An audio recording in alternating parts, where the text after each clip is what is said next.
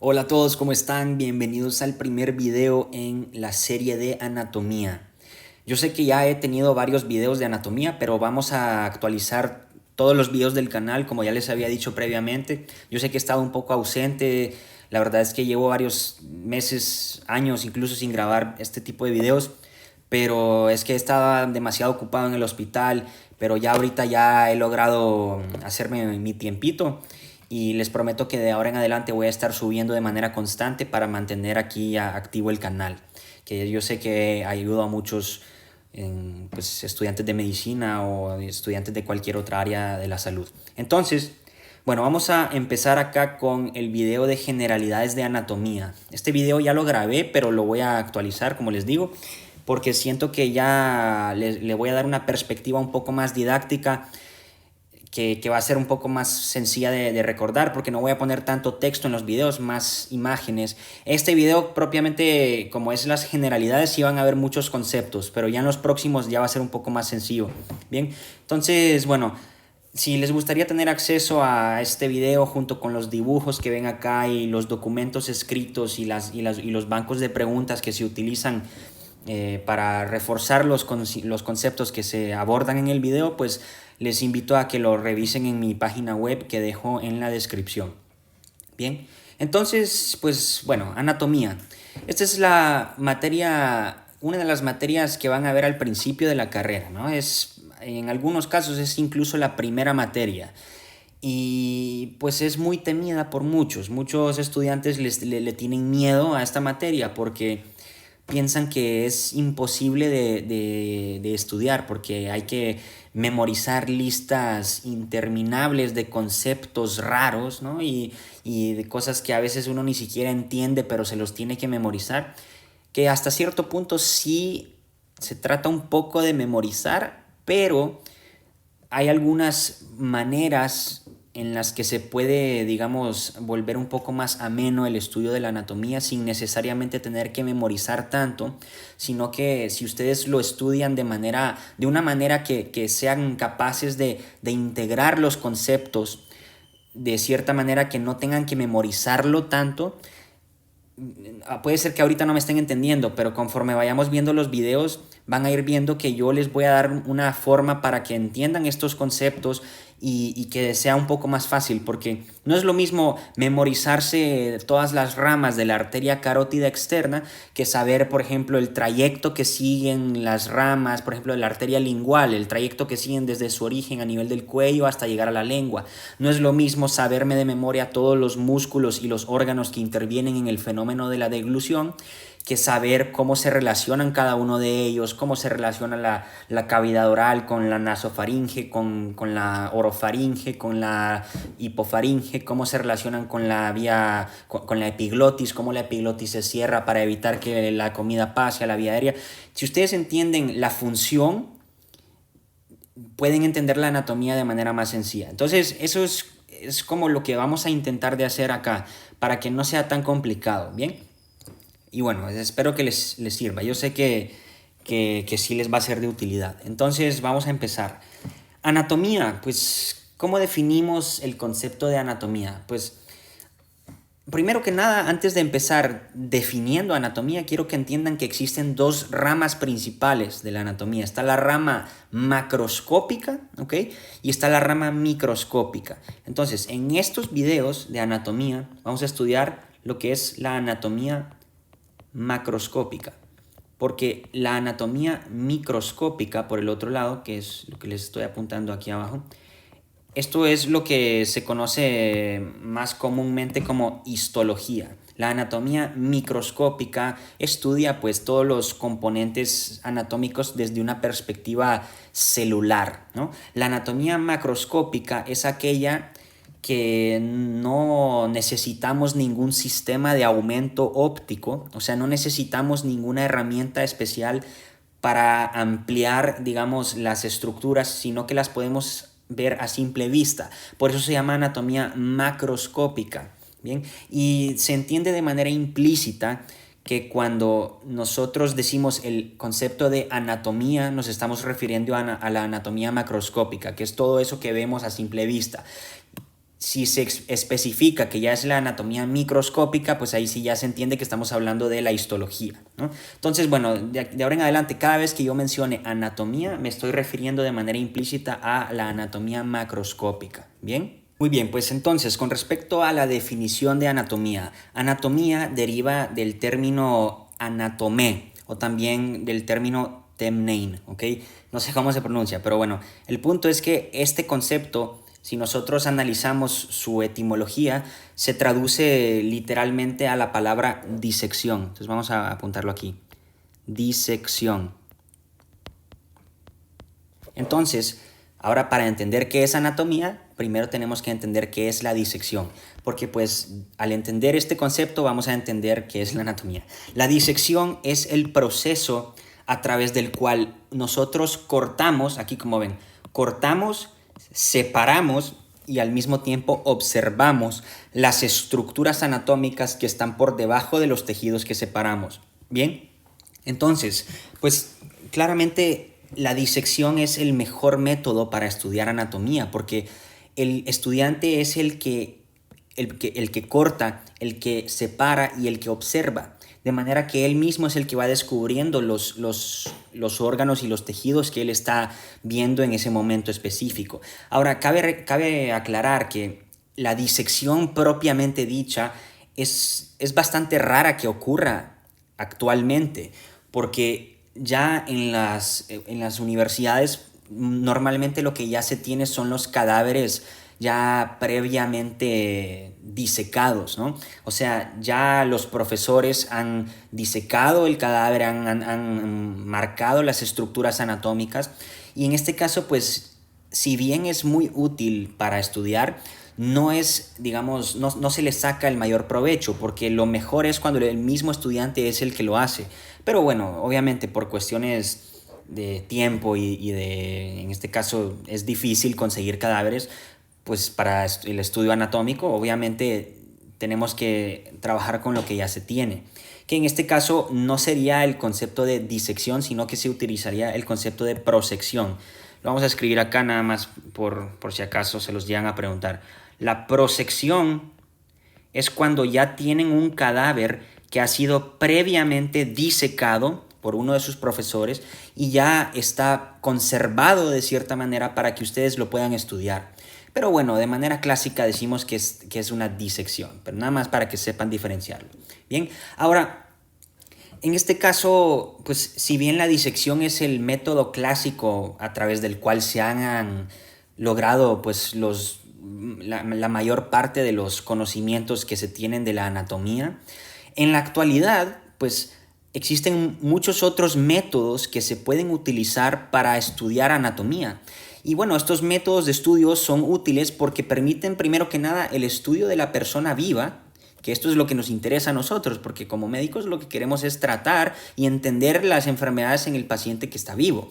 En el pasado, pues como no teníamos todos estos métodos de estudio que hay en la actualidad, pues nos valíamos de la disección. Sin embargo, ahora que tenemos todos estos nuevos métodos que son más que nada desde el enfoque clínico, pues la disección, si bien sigue siendo muy útil, estos otros métodos nos dan otra perspectiva de la anatomía y nos permiten pues entender desde otro punto de vista las estructuras del cuerpo. Entonces en este caso pues tenemos la disección, que ya sabemos qué es. Después en segundo lugar pues aquí ya tenemos los estudios de imagen, los múltiples estudios de imagen que existen que veremos en las clases de imagenología, ¿no? Radiografías, tomografías, ultrasonido, resonancia magnética, todos esos estudios de imagen que permiten observar al cuerpo sin necesariamente abrirlo.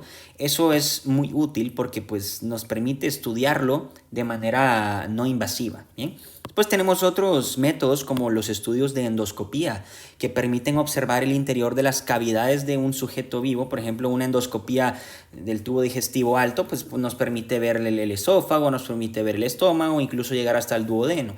La colonoscopía pues, nos deja ver el colon, el recto, nos deja ver todas las estructuras a través del colon y es muy útil porque en la misma ocasión puede ser incluso terapéutico. Bien. Entonces estos son los estudios endoscópicos. Y ya por último tenemos los modelos anatómicos, que son todos esos modelos que ven en las universidades o incluso en esas aplicaciones tridimensionales que les recomiendo que descarguen porque son muy buenas, les dan una mejor perspectiva tridimensional, ¿no? Porque en los libros únicamente se quedan con la imagen en 2D. En esos modelos anatómicos pueden verlo ya desde viendo pues cómo se disponen las estructuras en un plano ya tridimensional. Y esto es muy útil porque les puede ayudar a entender con mayor facilidad lo que leen en el texto.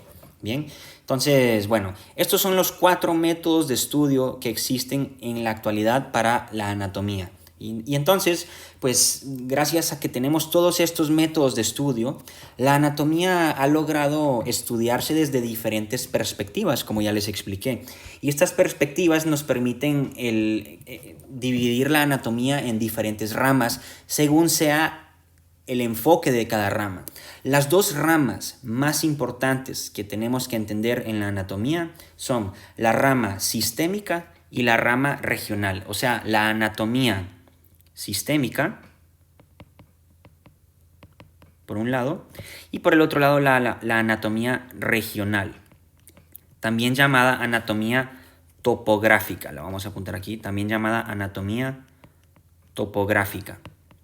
Entonces, si bien estos son los 2 componentes o los 2 métodos en los que se estudia la anatomía, también hay otros, que son todos estos que están acá: la anatomía descriptiva, la anatomía funcional, la anatomía del desarrollo, la anatomía de superficie, la anatomía proyectiva y la anatomía comparada, que vamos a explicarlo brevemente para cada uno de ellos, pero los que más quiero que nos enfoquemos son estos 2, la anatomía sistémica y la anatomía regional. ¿Qué es cada una de estas? Pues estos son los 2 enfoques principales que se utilizan en los libros de anatomía para estudiar el cuerpo humano.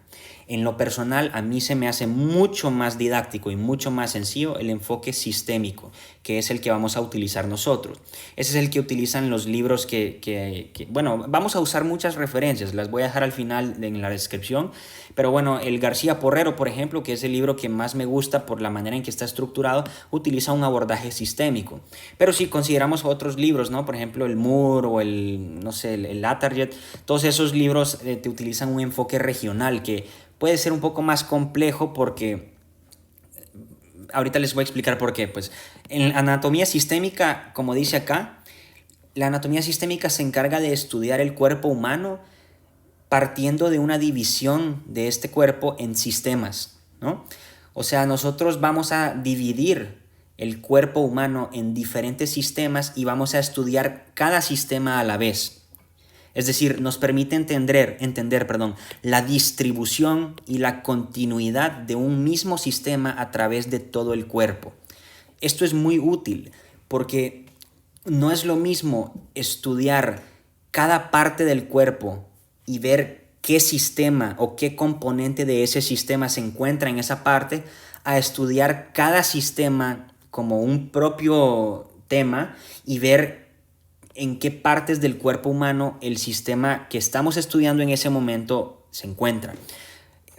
Eso es lo que difiere de la anatomía regional o de la anatomía topográfica. La anatomía regional lo que hace es que te estudia, por ejemplo, vamos a estudiar el tórax, vamos a estudiar el hombro, vamos a estudiar el antebrazo. Y al estudiar, por ejemplo, el antebrazo, ahí vamos a estudiar los músculos, las arterias, las venas, los nervios, ¿no? Y todas las otras estructuras que se encuentran en el antebrazo. Y ese es un poco complicado en mi opinión, porque, por ejemplo, si ustedes estudian, no sé, el antebrazo y ven que ahí está la arteria radial y les dicen que la arteria radial viene de tal arteria, que es rama de tal arteria, ustedes puede ser que en ese momento no entiendan o sea, no logren comprender el panorama entero, ¿no? No sé si me explico. A diferencia de que si ustedes ven la anatomía sistémica desde una perspectiva sistémica, ustedes van a poder, digamos, entender el origen de todo, porque si ustedes estudian el sistema cardiovascular, van a empezar con el corazón van a ver sus ramas, ¿no? La aorta tiene el cayado, del cayado nacen las múltiples ramas, y de esas ramas vamos viendo cómo el resto de las ramas de la extremidad superior y de las ramas que se van hacia la cabeza, de dónde vienen. Entonces es más sencillo, en mi opinión, si lo abordamos desde este punto de vista. Entonces, vamos a estudiarlo así, nada más para que lo sepan. La anatomía regional tiene sus ventajas, más que nada cuando lo estudian acompañado en una sala de disección, porque cuando ustedes ven en el cadáver, pues claramente van a ir viendo región por región. O sea, van a ver el antebrazo y ahí van a ver, aquí está este músculo, aquí está este nervio, aquí está tal cosa. Entonces, bueno, aquí ya depende de cada quien y de la manera en que el profesor de ustedes lo quiera explicar. Sin embargo, no importa el método que utilicen, siempre y cuando lo entiendan y se les acomode. Bien.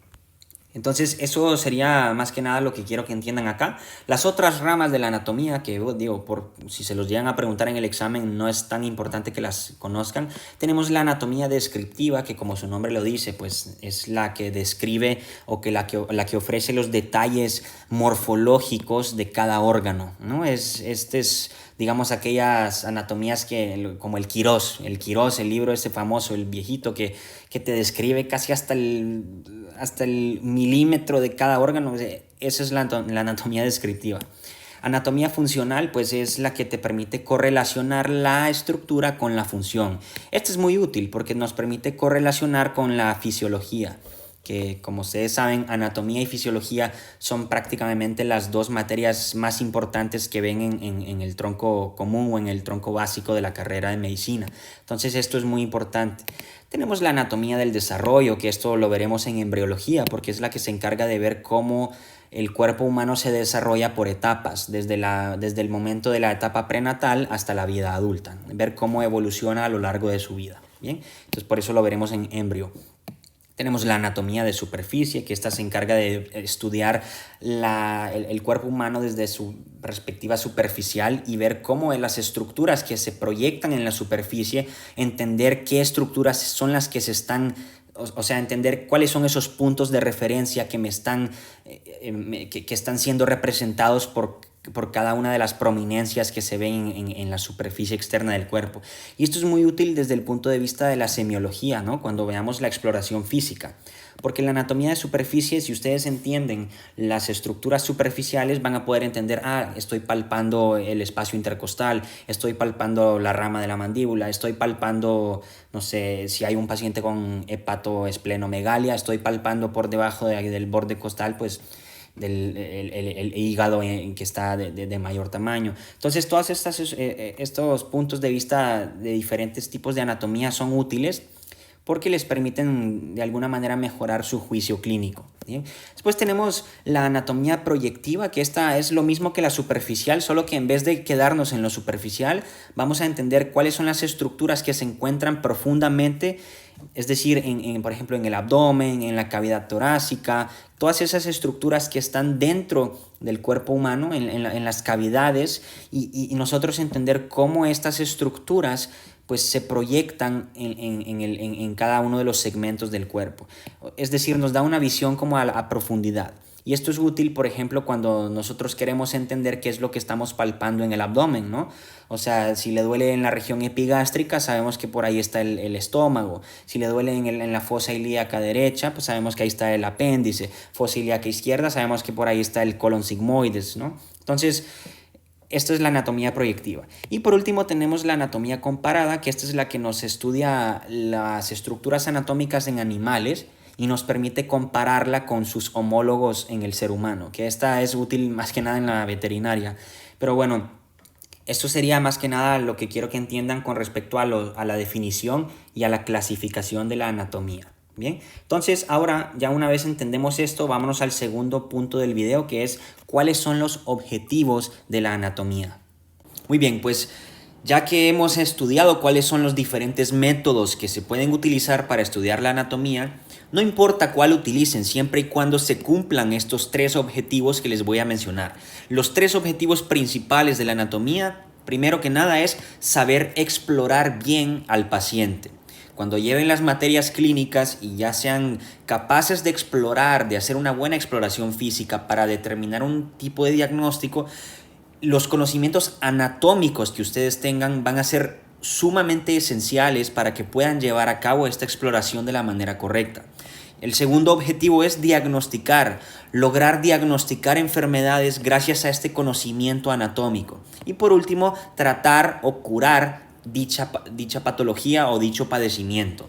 Que bueno, pues estos tres objetivos se pueden resumir de cierta manera si nosotros aplicamos el concepto de anatomía clínica o anatomía aplicada. Entonces, si les llegan a preguntar cuál es el objetivo de la anatomía, pues es una anatomía que tiene que ser clínica y aplicada. Vamos a apuntar nada más esto, clínica, y tiene que ser una anatomía aplicada, ya que este tipo de anatomía se encarga de resaltar todos aquellos aspectos o aquellos detalles que son relevantes desde un punto de vista anatómico para mejorar el juicio clínico y la toma de decisiones en la práctica médica.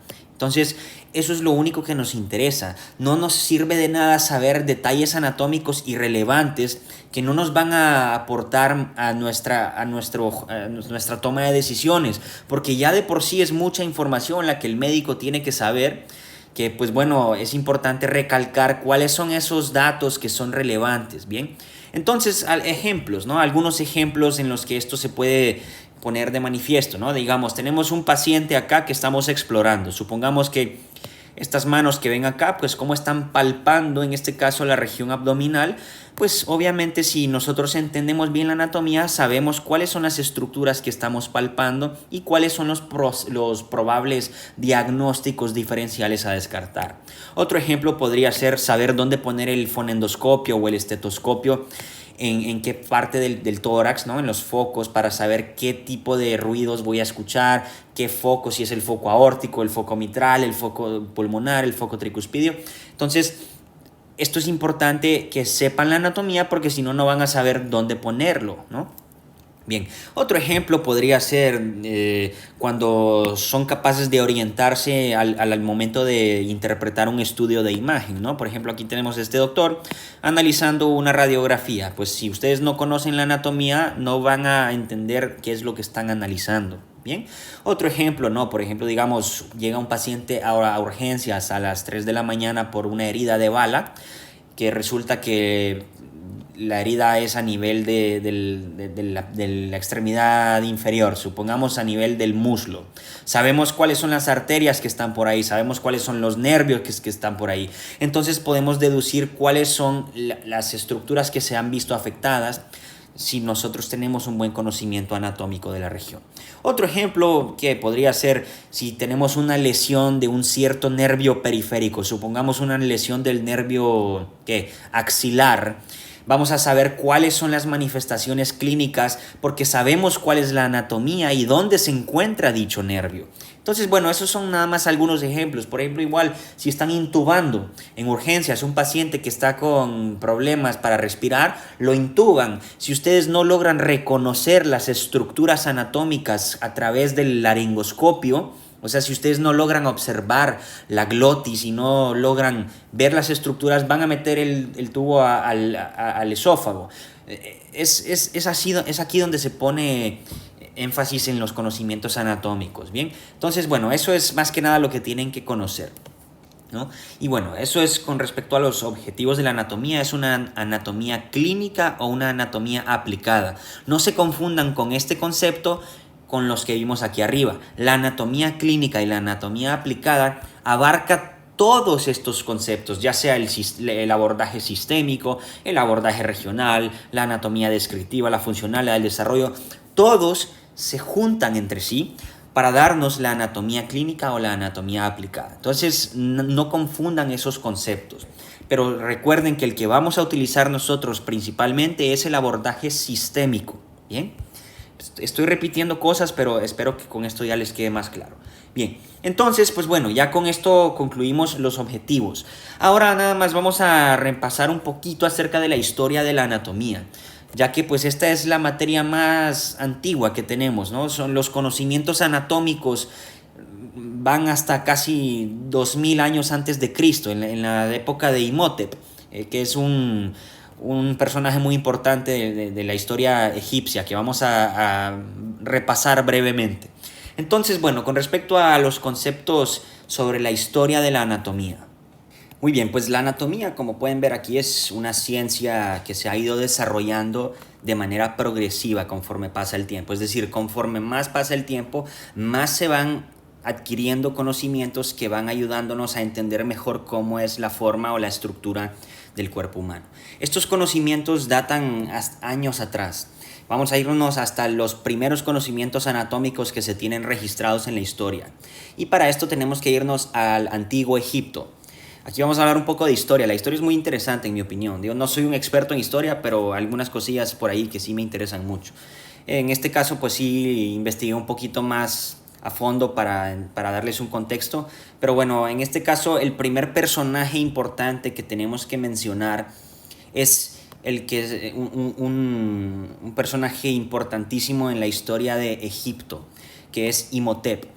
No lo confundan con el actor de la película de la momia, el calvito, que es muchas, cuando escuchan Imhotep se acuerdan de él. En realidad Imhotep es una persona que nació en alrededor de los años 2690 y vivió hasta el 2610 antes de Cristo, o sea, muchísimo tiempo atrás. Y se cree que este fue el primer médico de la historia, o por lo menos el primer médico cuyo nombre nos ha llegado hasta el momento. Fue un médico que nació en la ciudad de Memphis, o en realidad fue en los alrededores de Memphis, en Egipto, y vivió más o menos en la época de la tercera dinastía del Antiguo Egipto. Hay aproximadamente 31 dinastías en la historia de Egipto, que la primera dinastía se formó cuando se unificaron Alto y Bajo Egipto. Pero bueno, la tercera dinastía, en este caso hubieron, me parece que fueron 4 faraones en la tercera dinastía. Imhotep fue el encargado de servir principalmente al faraón Zoser. Se cree que igual sirvió a los otros faraones de la tercera dinastía, sin embargo, para el que más información se tiene y para el que mayor avances o contribuciones hizo fue para el faraón Zoser. Bien, entonces este Imhotep, que lo pueden ver aquí en estas imágenes, ya vamos a entender por qué lo representan así con este papiro en sus rodillas. Pero bueno, Imhotep significa, si lo traducen, el que viene en paz. ¿Y por qué les estoy hablando de esto? Ustedes dirán, pues bueno, porque Imhotep, como ya les he dicho, fue el primer médico en la historia de la humanidad. Hasta el momento eso es lo que se cree. Y además de ser médico, pues Imhotep era un polímata, era un erudito, es decir, es una persona experta en muchas áreas del saber. Además de ser médico, también desempeñó cargos de arquitectura, fue astrónomo, incluso fue sacerdote de Heliópolis y fue el visir de Zoser, es como decir el primer ministro de Zoser en esa época. Es decir, ocupó cargos muy importantes en su época. Y lo más interesante, en lo particular, a mí lo que más interesante se me hace es que Imhotep no era una persona que venía de una familia pues, poderosa ni de renombre. Era un simple plebeyo que por sus capacidades intelectuales y por sus talentos naturales fue capaz de ascender en su sociedad hasta alcanzar estos cargos tan importantes. Es por este motivo que de hecho Imhotep fue deificado muchos años después de su muerte, en el año 525 a.C., casi 2000 años después de su muerte, fue deificado, es decir, fue considerado o fue convertido en un dios por los griegos, por los egipcios. ¿Bien? Junto con el otro ser humano que fue deificado, que es Amenhotep, el hijo de Apu. Esos son los únicos 2 egipcios que fueron completamente deificados, para que vean la importancia que tienen Imhotep en este caso. Y a pesar de ser considerado el primer médico de la historia, el principal la principal contribución o el principal reconocimiento con el que se recuerda a Imhotep es porque él fue el encargado de diseñar la famosa pirámide escalonada para el faraón Zoser, que está ubicada en la ciudad, en Saqqara, en Egipto. Esto es tan importante porque la pirámide escalonada es la primera pirámide que se cree que fue construida en la historia de la humanidad, porque esta pirámide se construyó en la tercera dinastía, mientras que las pirámides de Giza, que son las famosas pirámides que ven ustedes al buscar las pirámides en Egipto, esas se construyeron en la cuarta dinastía, o sea, siglos después. Entonces, vean qué interesante esto. Y por todas estas contribuciones es que pues se fue deificado. Pero bueno, esto es nada más para los que les interesa un poco de la historia de estos famosos personajes. Pero bueno, ahora sí, ¿por qué les hablo de esto? Pues porque Imhotep, al ser considerado el primer médico en la historia, se cree que todos los conocimientos médicos que se encontraron sobre la medicina del antiguo Egipto, la mayor parte de estos conocimientos, especialmente desde el punto de vista anatómico, se le atribuyen a Imhotep. Bien, que de hecho es por este motivo que Imhotep, al ser deificado, se consideró como el dios de la medicina y de la sabiduría por los egipcios. Y los griegos, años después, lo reconocieron e incluso lo equipararon o lo consideraban equivalente al dios de ellos, que era el dios de la medicina, pero de los griegos, que es Asclepio o Esculapio. Es ese famoso, el símbolo de la medicina, ¿no? Que está la vara de Esculapio, la vara de Asclepio, que es el bastoncito con la serpiente enrollada. Ese es Asclepio. Los griegos lo equiparaban a Asclepio con Imhotep. Ellos lo conocían como Imutes. Pero bueno, entonces, ahora sí, los papiros médicos, esto que ven acá representado, ¿a qué se refieren los papiros médicos? Los papiros médicos son un conjunto de documentos escritos de la época antigua en Egipto, en donde se tenía información escrita en jeroglíficos, en la escritura de ese momento, la escritura hierática, que era la lengua de esa época. Y en esos escritos, en esos papiros médicos, que hay varios, pero el más importante de ellos es el que se conoce como el papiro de Edwin Smith. ¿Por qué se llama así? Pues porque en el año 1862, o sea, hace como 200 años, un historiador o un coleccionista, mejor dicho, que se llamaba Edwin Smith, de Connecticut, de Estados Unidos, compró este papiro, lo adquirió, ¿okay? Y por eso se llama papiro de Edwin Smith. Esto no quiere decir que los conocimientos o la información que estaba dentro de este papiro era de Edwin Smith. No, la información que estaba dentro de este papiro, se cree que la mayor parte de esta información era atribuible a los hallazgos de Imhotep. Si recuerdan, Imhotep nació o vivió en los años 2600 a.C. Este papiro, el de Edwin Smith, se cree que data hasta hace algunos años como al 1600 a.C. O sea, 1000 años después de la época de Imhotep. Es decir, ¿cómo es posible que 1000 años después se haya descubierto este papiro y se crea que fue por Imhotep los conocimientos? Se cree que Imhotep en realidad fue el que escribió este papiro en su época, pero conforme pasó el tiempo se perdió. Pero estos conocimientos permanecieron y fueron modificados por los médicos que sucedieron a Imhotep, y es aquí donde se plasmaron todos estos conocimientos, por lo que el papiro de Edwin Smith se basa principalmente en los hallazgos de Imhotep, pero también debe tener contribuciones de otros médicos. Pero bueno, es por ese motivo que estamos estudiándolo acá, porque en este papiro de Edwin Smith es muy famoso precisamente porque es el primer registro médico o el primer registro que se tiene de la práctica de la medicina en esa época. Y que esto es algo increíble porque podemos entender cómo es que las personas en esa época practicaban la medicina.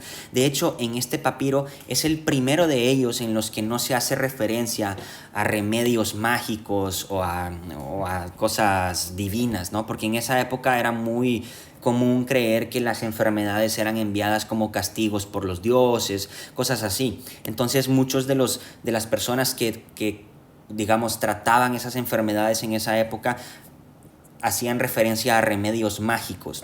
En este documento, en el papiro de Edwin Smith, por primera vez se evidencia cómo se practicaba la medicina de manera racional, sin hacer referencia a todos estos hallazgos, ¿no? Entonces, lo más importante de este papiro es que se tienen alrededor de 48 casos clínicos de casos de esa época, y en estos casos se desglosa cómo se abordaban estos casos, y en estos también se representan o se describen alrededor de 100 términos anatómicos. De hecho, en el papiro de Edwin Smith es donde se describen por primera vez el líquido cefalorraquídeo, las suturas las meninges y los huesos del cráneo.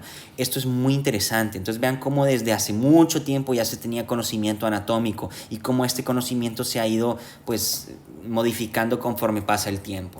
Bien, entonces esto es más que nada lo que quiero que sepan de Imhotep, que es el primer personaje importante en lo que respecta al conocimiento de la anatomía. Y ahora sí pueden entender por qué es que lo tienen representado aquí, sentado con un papiro desplegado sobre sus rodillas, porque pues esto hace referencia al papiro de Edwin Smith. Bien, y bueno, yo creo que eso sería lo más importante a entender sobre Imhotep. Ahora, después de esto, muchísimos años después, casi 2000 años después, aparece el siguiente personaje importante en la historia, digamos, que es Hipócrates. Todos saben quién es Hipócrates, Hipócrates de Cos, el padre de la medicina moderna. Entonces fíjense cómo Imhotep ya practicaba y escribía sobre la medicina 2000 años antes de que el padre de la medicina incluso hubiera nacido. O sea, esto es algo que a mí se me hace muy interesante, porque pues estamos viendo que Hipócrates, que es el que muchos conocen, pues el juramento hipocrático que todos los médicos hacen al momento de graduarse, todos hablan de Hipócrates, pero nadie recuerda a Imhotep, que bueno, eso se me hace algo muy interesante. Pero bueno, entonces Hipócrates de Cos, no le voy a restar importancia porque es muy importante también. Hipócrates de Cos vivió en Grecia y vivió más o menos entre los 460 a los 370 años antes de Cristo. Y lo que hizo él fue, con respecto al conocimiento anatómico, lo que hacía él era explorar o disecar cadáveres animales para confirmar o corroborar la información que se tenía sobre la morfología humana. O sea, Hipócrates practicó mucho en animales para ver cómo estos se parecían a la anatomía humana que se había descrito hasta la época. Bien, entonces eso es más que nada lo que quiero que recuerden de Hipócrates. Después, años después, en el 304 al 250 años antes de Cristo, aparece en Alejandría los siguientes: Herófilo de Calcedonia y Erasístratos de Quios. Que estos dos, pues aquí ya lo que hicieron, a diferencia de Hipócrates, que trabajó con animales, estos dos trabajaron con cadáveres humanos y fueron los que ya estudiaron cómo se disponían las estructuras anatómicas en el cadáver humano. ¿Sí? Y bueno, esto es algo muy importante porque contribuyeron mucho a la información anatómica de esa época. Después de eso, años después, en el año 130 a.C., aparece Galeno de Pérgamo, en Roma, ¿no? Es Galeno muy famoso también. Lo que hizo fue reunir toda la información anatómica que se tenía hasta ese momento y la sintetizó.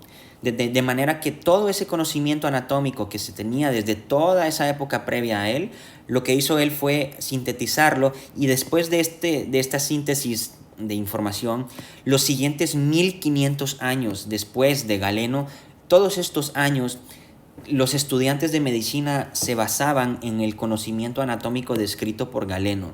Entonces vean cómo Galeno fue el que reunió todo este conocimiento y permitió que fuera enseñado a todos los médicos en formación de esa época. Y bueno, después de esto, ya casi en los años 1514, ¿no? Después de la época oscura de la Edad Media, es que ya aparece Andrés Vesalio. Es un médico o un anatomista belga, ¿no? Bélgica, de ahí donde están los famosos jugadorazos de fútbol, Kevin De Bruyne, Eden Hazard, a los que les gusta el fútbol. Andrés Vesalio, pues en este caso, es considerado ahora el padre de la anatomía moderna, porque lo que hizo él fue, basándose principalmente en los hallazgos o en los conocimientos de Galeno, lo que hizo él fue actualizar todo este conocimiento anatómico, de manera que aquí es cuando empieza la anatomía moderna. O sea, él actualizó todo este conocimiento y lo plasmó en su obra famosa, que es la obra de Humanis Corporis Fabrica, que es una obra muy famosa en la que se describe pues todo el conocimiento anatómico, y es por eso que se considera el padre de la anatomía. Entonces, Andrés Vesalio. Aquí concluimos ya la historia de la anatomía, porque ya de ahora en adelante pues ya es cuando ya empezamos a a entrar pues ya los médicos de ahora, digamos, que ya solamente pues, consideramos la información nueva que se ha ido adquiriendo. Bien, y bueno, claramente después de Andrés Vesalio han habido muchos más, pero en lo que considero relevante para que ustedes comprendan la historia de la anatomía, pues yo considero que con esto ya nos quedamos.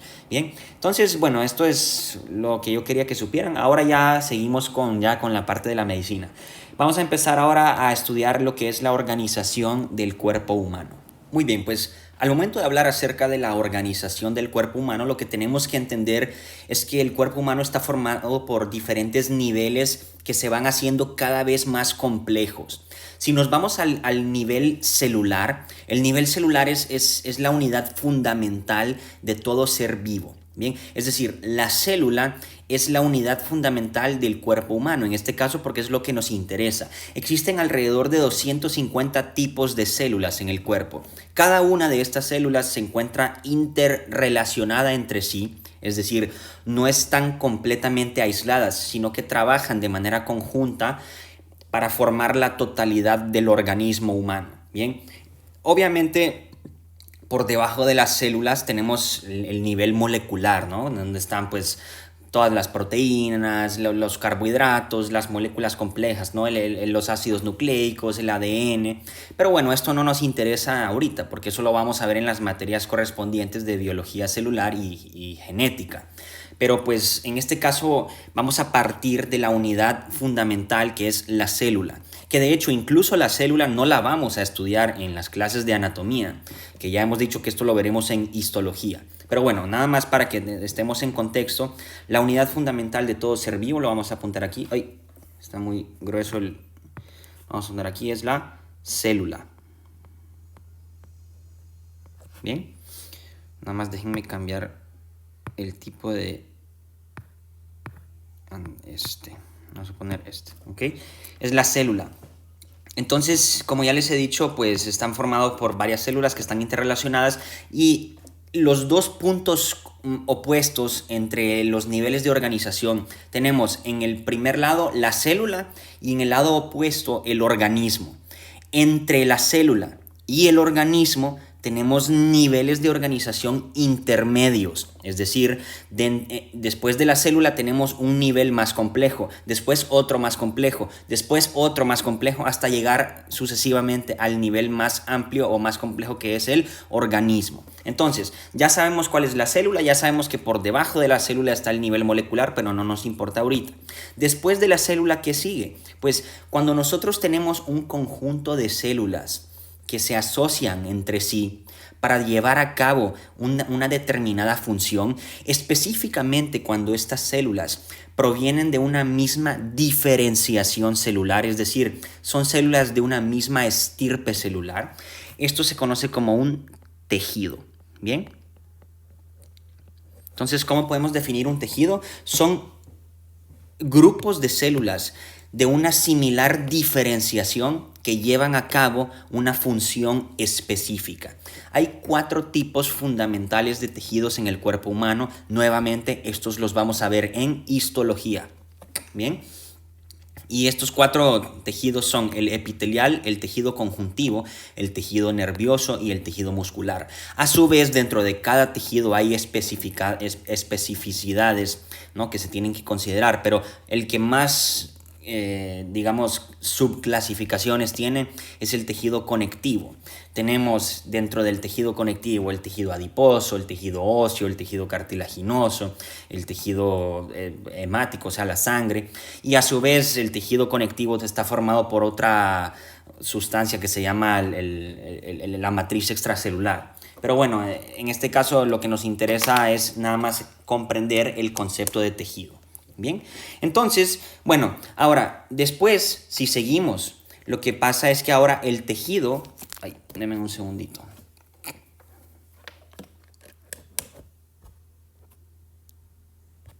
No me está cargando.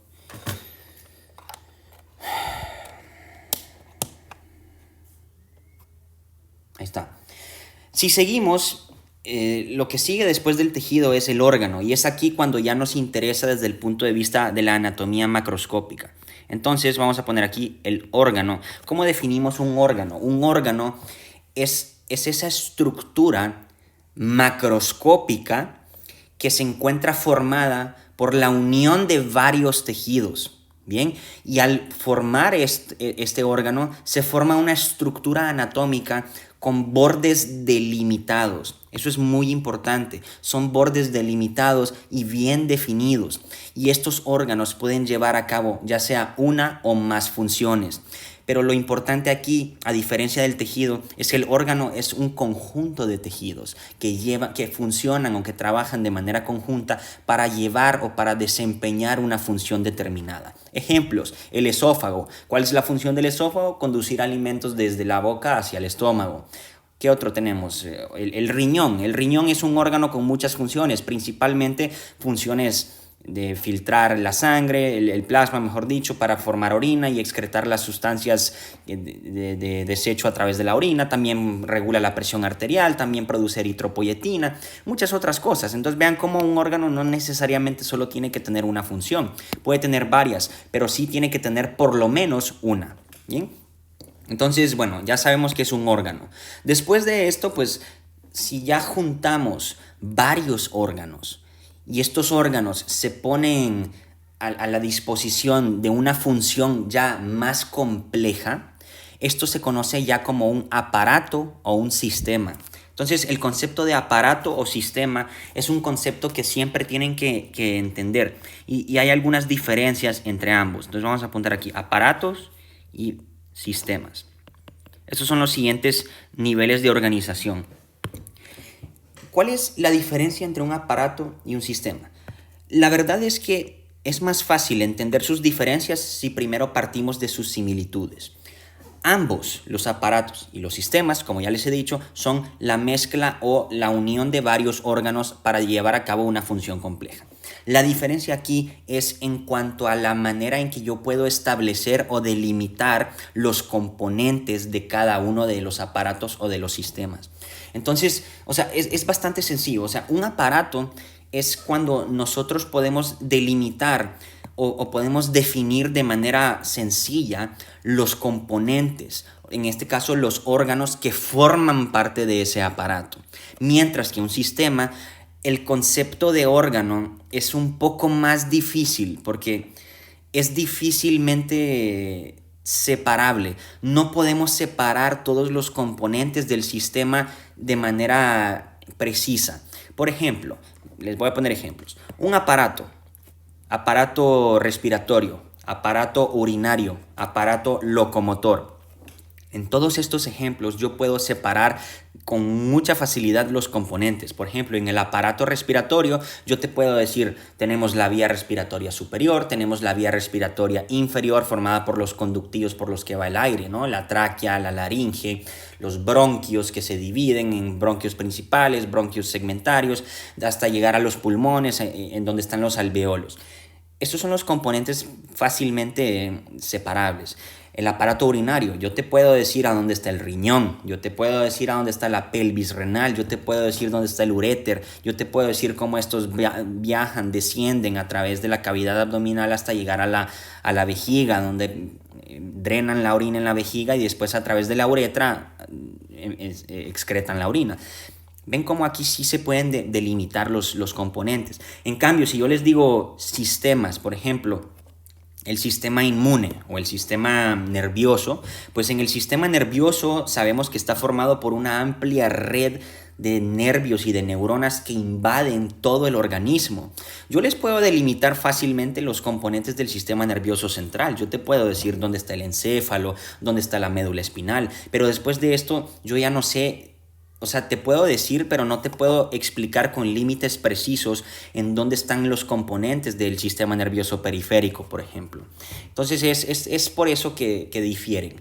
Sin embargo, en los libros de anatomía actuales se prefiere no utilizar el concepto de aparato y quedarse únicamente con el concepto de sistemas. Aunque nosotros vamos a utilizar ambos, porque por cuestiones didácticas yo considero que es más fácil utilizar ambos conceptos. Bien, entonces pues yo creo que con eso la armamos, ¿bien? Y bueno, y ya por último, antes de pasar aquí a este diagrama que les tengo, vamos a apuntar el concepto de organismo, porque ya sabemos que el organismo es lo que se forma gracias a la totalidad de todos estos aparatos y sistemas que llevan a cabo funciones complejas. ¿A qué me refiero con funciones complejas? Por ejemplo, si consideramos el aparato digestivo, sabemos que el aparato digestivo tiene muchísimos componentes, desde el tubo digestivo desde la boca, esófago, estómago, duodeno, intestino delgado y todos los órganos asociados como el páncreas exócrino, el hígado, la vesícula biliar, o sea, todas esas estructuras que contribuyen a la función compleja, que en este caso, ¿cuál sería? La alimentación o la digestión. La digestión pues abarca varias fases. Esto no es algo que solamente un órgano puede llevar a cabo, porque si solamente fuera un órgano, pues aquí no sería un aparato. ¿Me explico? Porque el órgano solo puede llevar a cabo una función específica, pero requiere de la colaboración de otros órganos para poder llevar a cabo la función compleja. ¿Bien? Y bueno, ya el organismo es la totalidad de todas estas funciones complejas y ya me forma el cuerpo humano propiamente. Y bueno, aquí les tengo un diagrama nada más para representar todo lo que vimos. Tenemos en primer lugar, aquí les representé el componente molecular o el componente que está por debajo de las células, que pues bueno, proteínas, carbohidratos, ácidos nucleicos, que son las que me forman las células. Las células en esencia están formadas por moléculas, por macromoléculas, y estas células al juntarse, que tenemos muchos tipos de células, como les dije, más de 250 tipos de células en el cuerpo humano, al juntarse forman tejidos. Los tejidos, al unirse entre otros tejidos, forman órganos. Por ejemplo, aquí tenemos el hígado, que en el hígado tenemos diferentes tipos de tejidos. Cada uno contribuye a las funciones del hígado. Después tenemos la unión de órganos que me forma ya sea un aparato o un sistema, y al unir los aparatos y los sistemas ya formamos el organismo. Bien, y se puede seguir incluso, esto ya lo ven en biología, ¿no? Pues me parece, después sigue los ecosistemas y todo eso, pero bueno, la verdad yo no estoy muy bien enterado de eso, entonces no voy a hablar de algo que no me compete. Bien. Y bueno, entonces ya con esto ahora nada más quiero que sepamos cómo se clasifican todos los aparatos y sistemas del cuerpo humano, porque como ya saben nosotros vamos a seguir un abordaje sistémico, es decir, nosotros vamos a estudiar la anatomía humana desde el punto de vista que la vamos a dividir en sistemas y aparatos. Entonces sería conveniente desde ahorita ya saber cuáles son todos estos aparatos y sistemas, y de una vez ya les voy a dar el orden en que vamos a tener estructurados todos los videos. Muy bien, pues en primer lugar tenemos el aparato locomotor. Vamos a apuntarlo aquí, el aparato locomotor, que está formado por 3 sistemas juntos, que de manera conjunta también podemos referirnos a este como el sistema osteomioarticular. Osteomioarticular. Aquí te dan los 3 componentes del aparato locomotor. El sistema osteo se refiere al sistema esquelético. Mio se refiere al sistema muscular y articular pues al sistema articular. Entonces el aparato locomotor está formado por estos 3 sistemas que de manera conjunta contribuyen al movimiento del cuerpo humano. Bien, estos son los primeros videos que vamos a estudiar. De hecho, vamos a empezar con el aparato locomotor. Vamos a empezar con las generalidades del sistema esquelético, del sistema articular. Vamos a estudiar los movimientos, flexión, extensión, abducción, aducción, todo eso. Después vamos a ver el sistema muscular y así vamos a ir. Entonces, ahora, por si les llegan a preguntar cuáles son las ramas de la medicina encargadas del estudio del aparato locomotor, pues si hablamos de la parte básica o de la parte anatómica, las que se encargan del estudio del sistema esquelético, esta es la llamada osteología. Si tenemos el sistema muscular, pues esto se llama la miología. Si tenemos el sistema articular, esto se conoce como la artrología. Sin embargo, lo que nos interesa a nosotros en realidad son los trastornos del sistema musculoesquelético, que en este caso pues ya son la traumatología y la ortopedia. También puede entrar la medicina del deporte y la fisioterapia. Todas estas son las encargadas de tratar los trastornos que afectan al aparato locomotor, también ya dijimos llamado sistema osteomioarticular o sistema musculoesquelético. Por eso tenemos aquí un bíceps. Bien, el siguiente es, en este caso, el aparato aquí les tengo el aparato digestivo, perdón. ¿Ok? El aparato digestivo. Entonces, el aparato digestivo está formado por el tracto digestivo y por todos los órganos asociados y por las glándulas asociadas.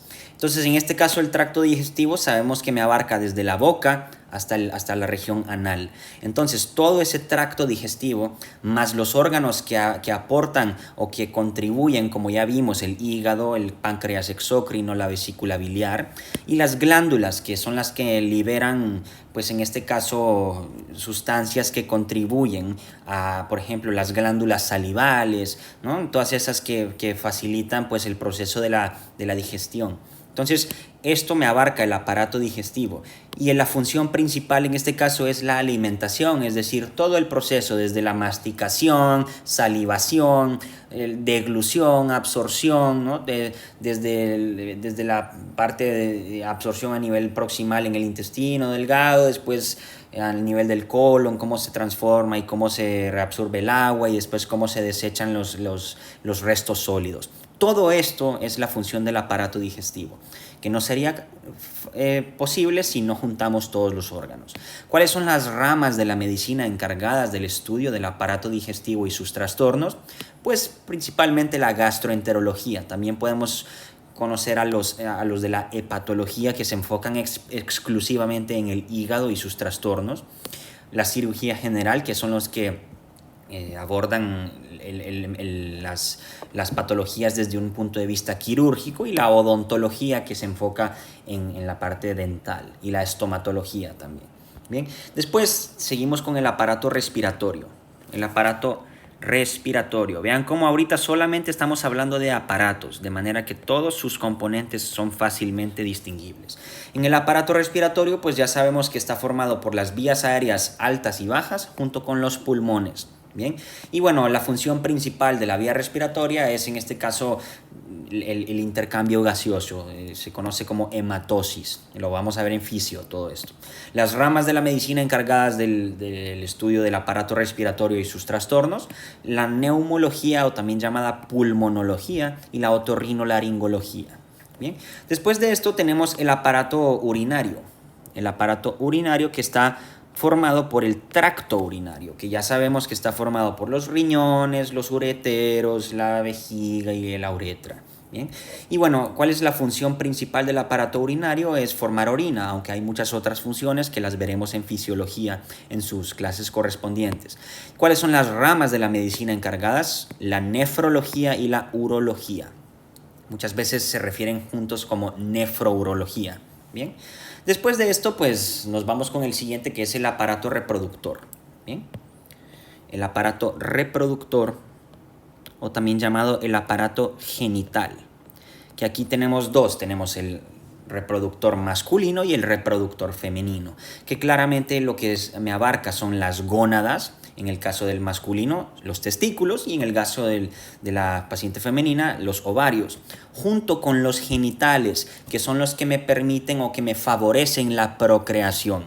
Las gónadas son los lugares en donde se forman los gametos, ¿no? Que son las células sexuales, y estos gametos tienen que viajar a través de conductos para llegar al lugar en donde deben unirse con el gameto opuesto, o sea, el espermatozoide con el óvulo se unen y forman en este caso el cigoto, y bueno, y sucesivamente. Pero para que todo esto ocurra, para que los gametos, las células sexuales, se puedan unir y que se pueda dar origen a vida nueva, pues esto requiere de la presencia de los genitales externos, que son los que favorecen o que permiten que esto ocurra. Bien, ¿y cuáles son las ramas de la medicina encargadas de esto? Pues la ginecología en el caso de la mujer, incluido también la obstetricia, porque la obstetricia te abarca todas las etapas del embarazo, y la andrología en el caso del hombre. La andrología es una rama de la endocrinología y de la urología. Bien. Bueno, después de esto ya pasamos con los sistemas. Tenemos en primer lugar el sistema tegumentario.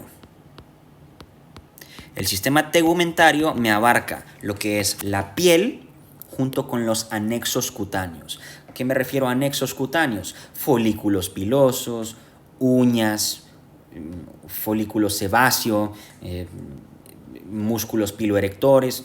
Todo esto me abarca los anexos cutáneos y también tenemos que considerar el tejido celular subcutáneo que está por debajo de la piel. Es esa región de tejido adiposo que me separa las dos capas superiores de la piel, que es la epidermis y la dermis, de las estructuras profundas. ¿Bien? ¿Y cuáles son las ramas de la medicina encargadas del estudio del sistema tegumentario? Pues la dermatología, que a su vez tiene diferentes subespecialidades. Por ejemplo, la tricología se enfoca en los pelitos, ¿no? Y hay muchas otras. Después tenemos la cirugía plástica, que es la que se encarga de permitir que cuando hay algún trastorno o algo que compromete la arquitectura normal de la piel, los cirujanos plásticos son los encargados de evitar que ésta se deforme aún más. Bien. Después de esto tenemos el sistema cardiovascular. Vamos a apuntarlo aquí. El sistema cardiovascular. Que pues claramente me abarca, como su nombre lo dice, cardio, el corazón, vascular, vasos sanguíneos. El corazón y los vasos sanguíneos me forman el sistema cardiovascular.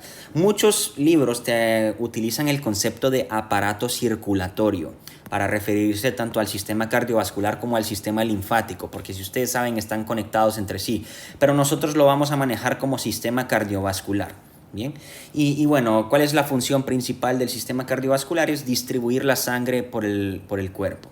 ¿Y cuáles son las ramas de la medicina encargadas del sistema cardiovascular y sus trastornos? La cardiología y la angiología. Cardio se enfoca más en padecimientos cardíacos y la angiología en padecimientos a nivel vascular. Bien, después tenemos el sistema hemolinfopoyético, el sistema, vamos a apuntarlo aquí, hemolinfopoyético, que a su vez está formado por diferentes sistemas, que los sistemas que me forman el sistema hemolinfopoyético son el sistema hematológico, es decir, la sangre, el sistema inmune, es decir, el sistema de defensa, y pues también podemos considerar el sistema linfático, que están todos relacionados entre sí. Y bueno, entonces, ¿cuáles son los componentes del sistema hemolinfopoyético? La sangre y la linfa. ¿Cuál es la función? En este caso es transportar. Ya vimos que el sistema cardiovascular es distribuir la sangre. El sistema hemolinfopoyético es propiamente la sangre y todos los componentes que están en esa sangre. Entonces hay muchas funciones. Funciones de defensa, funciones de transporte de sustancias, de oxígeno, de nutrientes, funciones hormonales, funciones de coagulación, de hemostasia, regular temperatura corporal. Todas estas son funciones del sistema hemolinfopoyético. ¿Y cuáles son las ramas encargadas? La hemato-oncología, la inmunología y la alergología. Bien, son los que estudian los trastornos que afectan el sistema hemolinfopoyético. Bien, y bueno, ya por último tenemos los últimos dos sistemas, que son el sistema nervioso y el sistema endocrino. Vamos a apuntarlos acá. Entonces, el sistema nervioso, pues claramente es uno de los sistemas más importantes a nivel del cuerpo, por no decir el más importante, y está formado por neuronas y otras células que me forman las células de la glía, que esto lo vamos a ver en neuro. Bien, ¿cuál es la función principal del sistema nervioso? Pues es la conducción de señales nerviosas para que nosotros podamos interactuar con nuestro entorno y podamos actuar de manera correspondiente.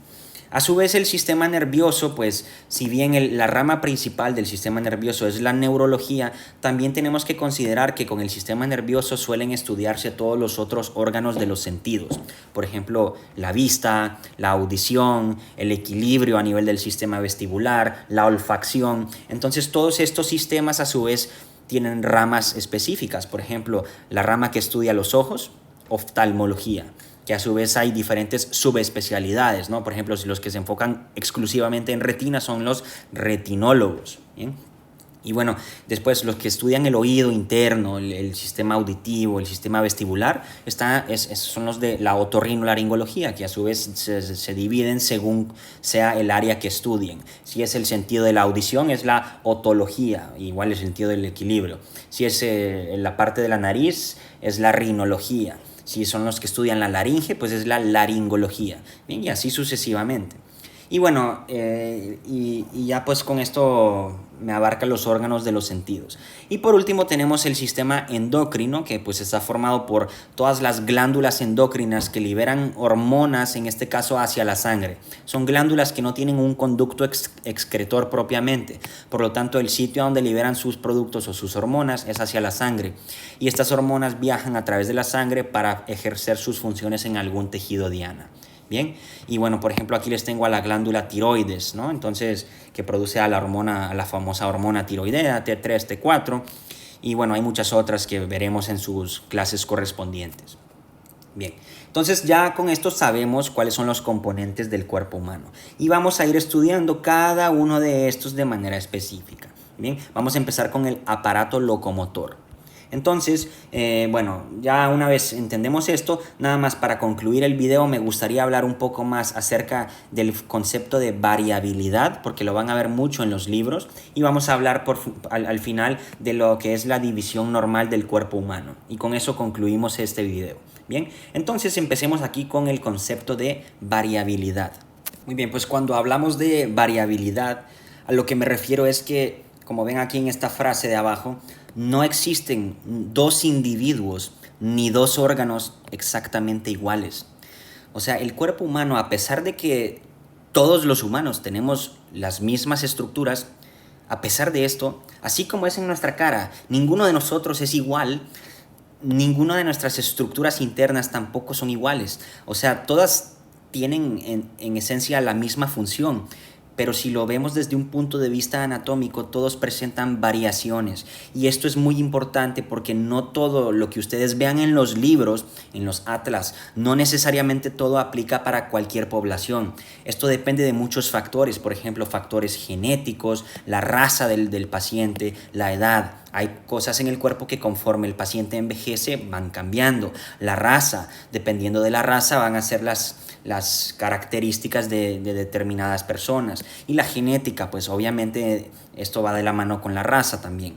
En la parte ambiental también hay factores que influyen, pero en este caso lo que más importa es la carga genética y todo esto. Entonces, bueno, ¿cómo definiríamos variabilidad? Pues es el conjunto de características que difieren entre una población. ¿Y cómo hace la anatomía para solucionar este problema? Pues obviamente lo que hacen es que al describir una estructura en el texto, lo describen basándose en lo que es estadísticamente más común. Obviamente, a pesar de que utilicen los datos más comunes, a pesar de que hagan esta abstracción morfológica, que es así como se le describe, hacen una abstracción morfológica para formar un ser humano ideal que se adapte a los rasgos estadísticamente más comunes, ni con esto se logra conseguir que los hallazgos sean específicos para cualquier persona. No se puede generalizar, a eso es lo que voy.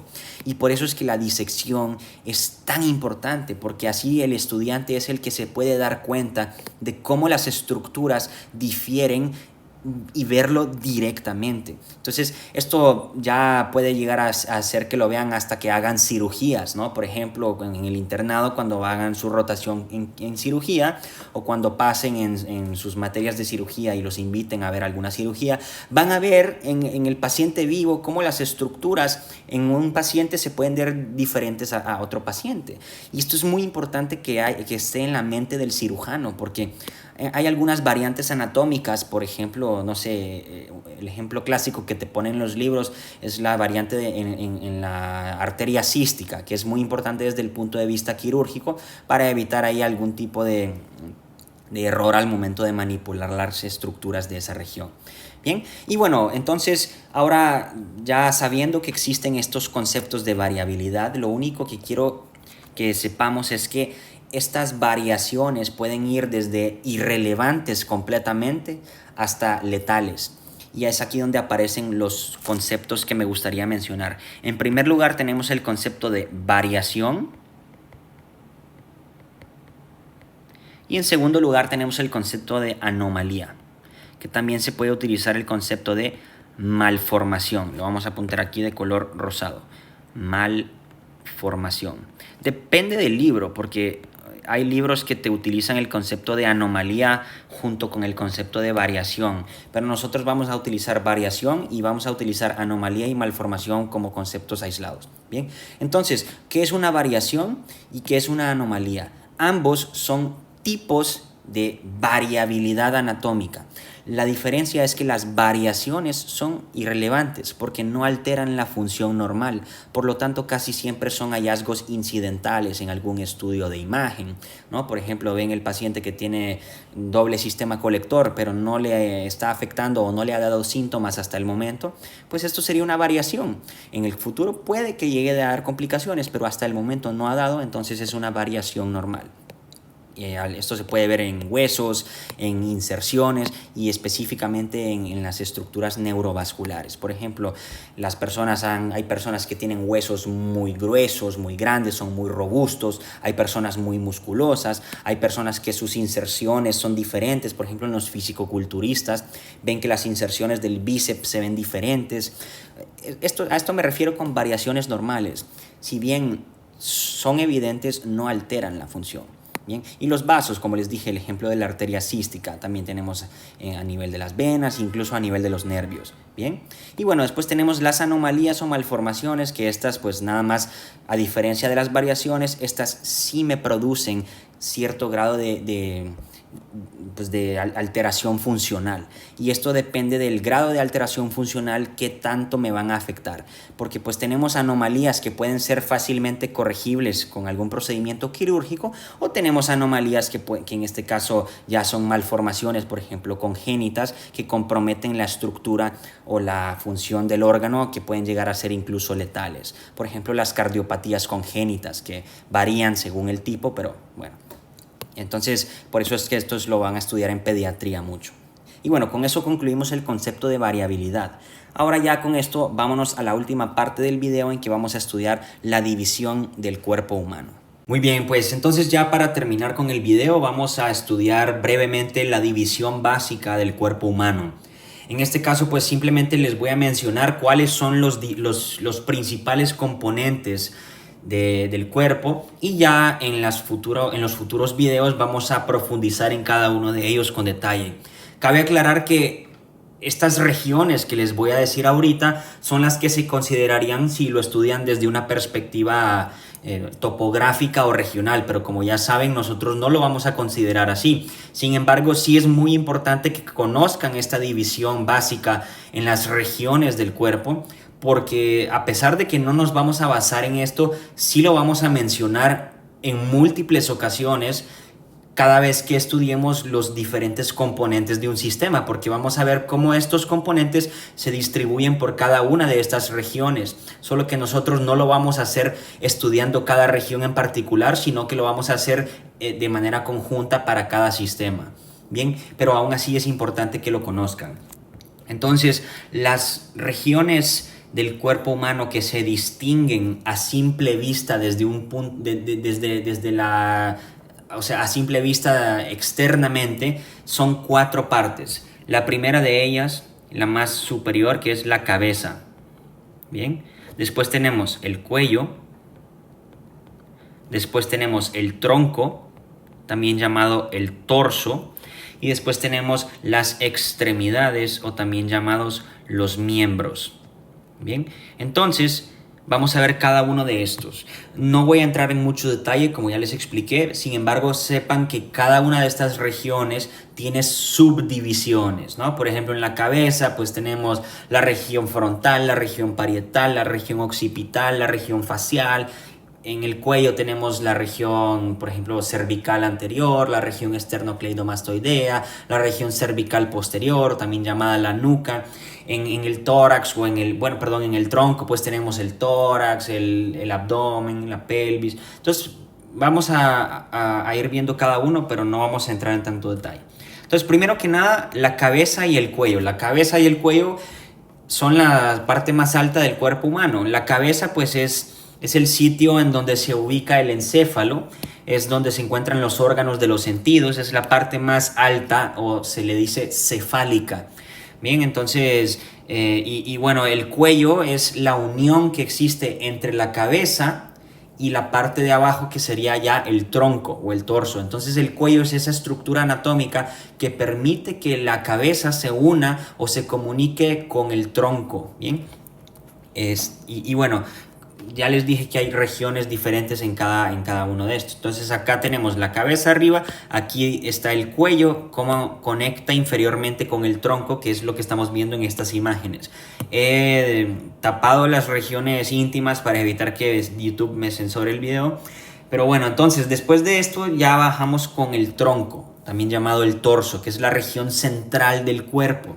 El tronco tiene varias subdivisiones y aquí sí me importa que conozcan estas subdivisiones porque son sumamente importantes desde el punto de vista anatómico, sin restarle importancia a las otras regiones de las otras partes del cuerpo. Pero en el tronco es muy importante que sepamos estas subdivisiones porque al ser una estructura tan amplia y grande, sí es importante que las conozcamos. Entonces, el tronco pues obviamente lo vamos a ir considerando desde la parte más alta hasta la parte más baja. En la parte más alta del tronco todo esto se llama el tórax. El tórax es la región que se ubica justamente por debajo del cuello y se extiende inferiormente hasta topar con el diafragma. Bien, que ese es un músculo que vamos a ver cuando estudiemos el aparato locomotor. Bien, entonces el primero de estos, como ya les he dicho, es el tórax.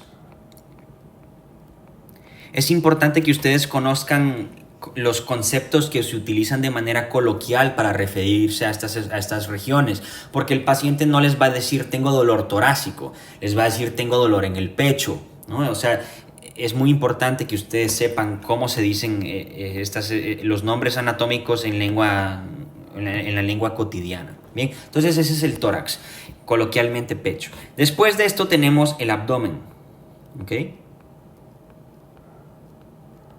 El abdomen, coloquialmente la panza, la barriga, no sé cómo le digan en su país, pero bueno, en mis países le dicen panza o barriga. Bien, y bueno, el abdomen lo que te abarca es todo lo que está por debajo del diafragma, que es toda esta región que estamos observando acá. Entonces aquí arriba está el tórax, aquí por debajo está el abdomen. Después del abdomen tenemos que considerar la pelvis. Entonces, no, pero bueno, antes de considerar la pelvis vamos a considerar el dorso. ¿Qué es el dorso? Si nosotros observamos la región posterior, es decir, la parte de atrás del tronco, toda esta región que se observa en la parte de atrás del tronco, no quiero emplear los conceptos anatómicos todavía de posterior, anterior, porque eso lo vamos a ver en el próximo video, pero posterior es atrás, anterior es delante. Entonces, toda la región de atrás del tronco, todo esto se conoce como el dorso, coloquialmente la espalda. Bien, y bueno, es todo esto que tiene diferentes regiones claramente, ¿no? Pues tenemos la región escapular que se ubica encima de la escápula, tenemos la región infraescapular, la región interescapular entre ambas escápulas, tenemos la región lumbar, bien, y muchas otras regiones que las vamos a ver en su momento. Bien, y después de esto pues tenemos ahora sí la pelvis. La pelvis y por último la región perineal, o vamos a ponerlo como el periné. Bien, entonces estas estructuras, la pelvis es lo que coloquialmente conocemos como la cintura o la cadera, mientras que el periné es lo que coloquialmente se conoce como la región íntima o la zona íntima, donde se encuentran los genitales. Bien, entonces la pelvis es como esa forma de anillo que se encuentra en la parte más inferior del tronco y que se comunica hacia adelante con el abdomen y hacia atrás con el dorso. Y ya la región perineal o el periné es prácticamente lo que está en el piso del tronco. Y bueno, no he puesto imágenes de eso acá, de la región perineal, porque YouTube seguramente me bajaría el video. Entonces, nada más entiendan pues que claramente esa región es donde se encuentra pues los genitales externos y la región anal, que se divide precisamente en esas partes, en triángulos. Se divide en el triángulo urogenital y en el triángulo anal. ¿Bien? Y bueno, entonces, ahora, fíjense cómo si nosotros ahora ya consideramos las partes que hemos estudiado, tenemos la cabeza, el cuello, el tronco, que sabemos que tiene diferentes partes, y después tenemos las extremidades, que son 2 extremidades superiores y 2 extremidades inferiores. ¿Cómo se llama la región? Bueno, ¿cómo definimos una extremidad, mejor dicho, o también llamado los miembros? Son estructuras anatómicas que sobresalen, pero permanecen ancladas con el tronco. Entonces, las dos estructuras que nacen en la parte superior y permanecen ancladas con la parte superior del tronco se llaman extremidades superiores, coloquialmente llamados los brazos. Mientras que las estructuras que sobresalen de la parte inferior y quedan ancladas en la parte inferior del tronco son las extremidades inferiores, coloquialmente las piernas. Sin embargo, van a ver que estos conceptos no son anatómicamente correctos, porque brazo, en realidad, si somos anatómicamente correctos, solamente se refiere a la parte proximal del miembro superior. Este sería el antebrazo y esta es la mano. Pero muchas veces se refieren a toda la extremidad como el brazo. Es lo más común, ¿no? Hasta nosotros a veces decimos el brazo, pero bueno, y cuando decimos extremidad inferior decimos pierna, pero en realidad la pierna es solamente la parte distal, la parte proximal sería el muslo, pero bueno. Entonces, y ahora, estas estructuras anatómicas, el sitio en el cual permanecen ancladas con el tronco se conoce como el concepto de cintura. Bien, muy importante este concepto. Cintura, cuando digo cintura, lo primero que piensan es la cintura a nivel de la pelvis. Pero en realidad cintura, si utilizamos la anatomía o los términos anatómicos, cintura se define como la región que permite que una extremidad permanezca anclada con el tronco. Entonces tenemos dos cinturas a nivel de la parte superior y dos cinturas en la parte inferior. La cintura de arriba se llama la cintura escapular, ¿bien? Porque pues es la que me une con el miembro superior y la escápula es muy importante a ese nivel, que lo haremos en su momento, ¿bien? Y después en la parte inferior la cintura se llama cintura pélvica, porque es donde se encuentra, pues en este caso, a nivel de la pelvis, y es aquí donde se une la extremidad inferior, en la articulación de la cadera. Bien, entonces, bueno, cuando estudiemos las extremidades, es en ese momento que vamos a estudiar la cintura escapular y la cintura pélvica, respectivamente, porque si bien la cintura forma parte tanto del tronco como de la extremidad, coloquialmente o clásicamente se suelen estudiar junto con las extremidades. O sea, cuando estudiemos el aparato locomotor, vamos a estudiar la cintura escapular, por ejemplo, junto con el miembro superior, y la cintura pélvica junto con el miembro inferior. No lo vamos a estudiar junto con el tronco. Bien, entonces, bueno, eso sería todo. O sea, fíjense, acá están todas las estructuras. Este es el miembro superior, aquí anclado a nivel del tronco con la cintura escapular. Esta es una vista por delante o vista anterior, y esta es una vista por detrás o una vista posterior. Aquí tenemos el miembro inferior visto por delante y el miembro inferior visto por detrás. ¿Bien? Y bueno, ya para terminar con el video, lo último que me gustaría mencionar es que todo esto que vimos acá arriba es desde la vista externa. O sea, yo no estoy viendo nada profundo. Me estoy enfocando en lo que yo veo por fuera. Pero tienen que entender que la anatomía no se queda únicamente con las estructuras superficiales, sino que también se enfoca en las estructuras profundas. Por lo que también es importante saber cómo se clasifican las estructuras anatómicas desde la perspectiva profunda. Bien, entonces tienen que entender que todas estas regiones que les expliqué arriba las podemos estudiar en la parte interna también, y es aquí donde se forman las famosas cavidades.